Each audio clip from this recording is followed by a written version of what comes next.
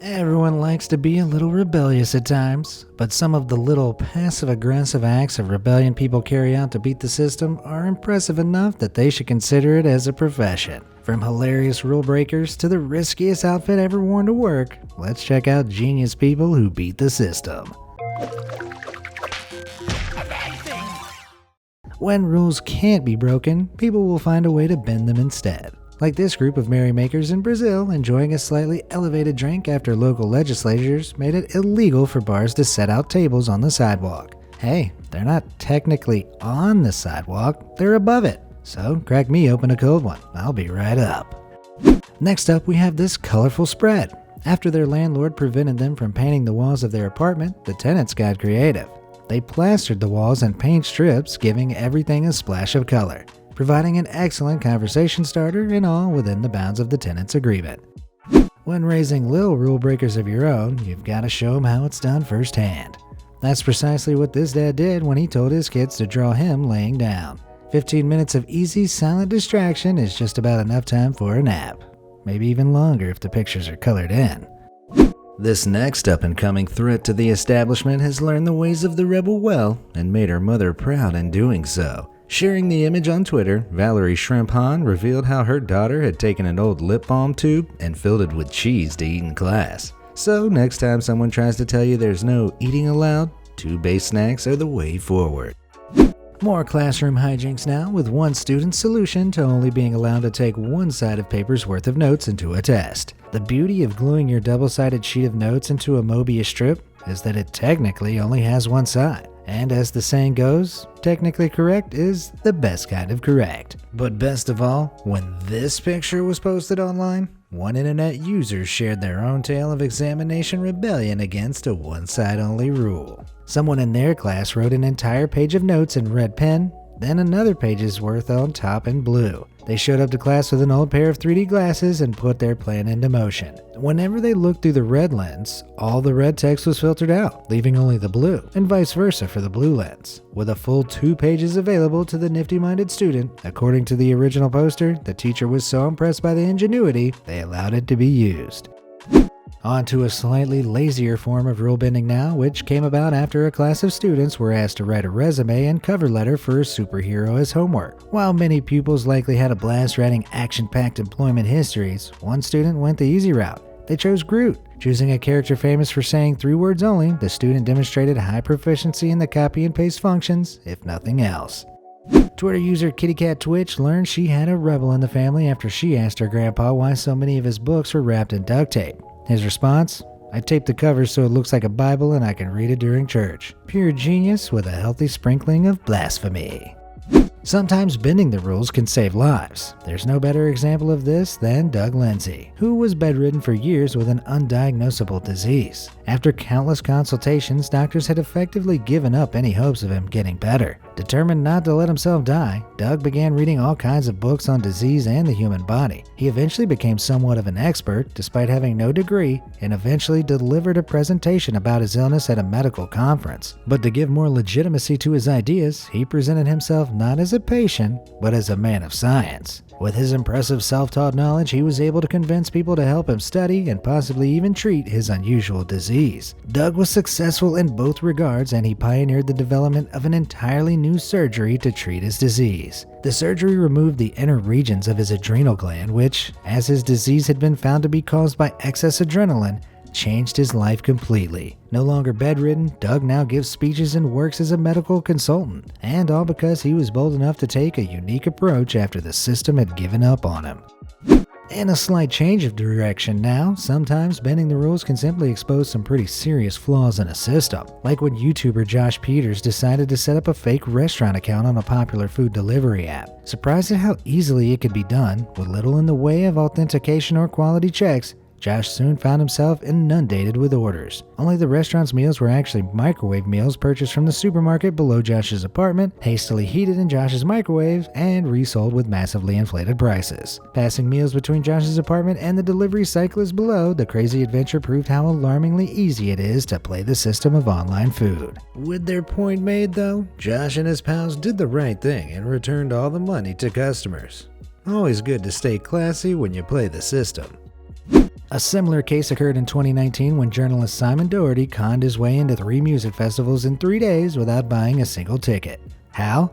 By the power of a few costumes and a whole lot of confidence. Simon located the staff entrances of each festival grounds and approached them in suitable attire, waving fake wristbands and lanyards as needed. His bag full of costumes included everything from high-visibility jackets to aprons and even a pair of old headphones for when he wanted to imitate a DJ. With the power of confidence, Josh showed just how easy it is to get into events for free. So instead of buying event tickets, maybe it'd be wiser to invest in a hard hat, a clipboard, and some high-vis clothing. For some people, being able to do your own thing unrestricted by nonsensical rules is an important part of being polite. That's exactly what the Crown Prince of the Malaysian state of Johor had in mind when he was criticized for the friendly act of shaking hands with women. His critics thought his behavior was an unsuitable way for a man to interact with women, something the prince in turn found utterly ridiculous, and he responded appropriately. He released a video of him abiding by these ridiculous new rules with top-level passive aggression to make a mockery of his critics, with Hulk hands, the best and only way to ridicule someone to their core. Taking a step back in time now, there are few more symbolic acts of beating the system than escaping prison. And throughout the 1800s, for Australian bandit Joseph Johns, prison breaks were kind of his thing. Joseph made so many escape attempts, many of which were successful, that the government had to build a special escape-proof cell to hold him. The prison governor was so confident in his new construction he was heard to say to Joseph, "If you get out again, I'll forgive you." And well, he got out again by chipping away at his cell wall Shawshank Redemption style. Unsurprisingly, when they finally found him a few years later, he was not forgiven. Going stateside now, where many people are familiar with the tall tales of lumberjack Paul Bunyan and the statues of the giant that dot rural America roadsides. But while most are seen carrying Bunyan's iconic axe, this one is a little different. That's because the statue's owners, the House of Doors in Connecticut, home to the largest selection of doors in the USA, in case you were wondering, had to modify theirs. With local laws prohibiting advertising statues so close to the road, the House of Doors got around the dilemma by replacing Bunyan's axe with a flag. Now they can legally call the statue a flagpole, an object which is allowed pretty much anywhere. The American love of red, white, and blue knows no bounds. Sometimes when it comes to playing the system, if you can, you might as well. That's the smart mentality one Twitter user adopted when she and her partner faked a proposal to get a free dessert at a restaurant. It worked like a charm and proves that a plastic wedding ring should definitely be added to any system beater's bag of costumes. And why limit those costumes to physical outfits? This wild card made a virtual suit to be used as a filter on video calls, which for its designer meant no longer having to put on a shirt on video calls to his boss. It's kind of genius, but in the event that it fails for even a millisecond, the boss is going to see a sight that neither of them wanted to be shared. On to something less hairy now, with this purple-clad young lady who responded with some malicious compliance when she was told she couldn't step on the grass to pick flowers. There's no arguing, I mean, her feet are clearly on the path. With troublemaking kids like that around, it's no wonder gardeners like this are being kept busy. But the usual system of fill up watering can, water garden, fill up can again has been totally flipped on its head by this ingenious fellow. Having created something that's equal parts water fountain and functional time saver, I think this guy might be better suited for a career designing Rube Goldberg machines. Some kids make gardeners' lives easier by staying inside and playing video games. But one kid's mama had grown tired of seeing her son wasting a beautiful summer's day inside gaming, so she gave him instructions to go play outside, which she interpreted a little creatively. It's not perfect, but at least he'll get some vitamin D to fuel his kill streaks. This fellow took an equally interpretive approach to baggage check-in, having clearly grown tired of paying ridiculous prices to store luggage in the hold. With the help of a carefully placed foot to lift his bag and lower the registered weight, his future seems destined for even greater heights than the flight he's about to board. But not all system breakers work solo. Some attempts to beat the system require a united effort. That kind of rebellious unity was seen in China by kids stuck under quarantine whose homework was being assigned through an app. The students realized that if they flooded the App Store page with enough negative reviews, they could have it pulled from the App Store. And no app, of course, meant no homework. So quarantine kids from several districts united, flooding the App Store page with over 15,000 one-star reviews in one day. Amazingly, the kids were able to drop the app's rating from 4.9 to 1.4 overnight. But sadly for them, and gladly for the app's developers, it wasn't quite enough for the app to be removed. Not all attempts to beat the system are successes, but this one was certainly a valiant effort, and worthy of recognition.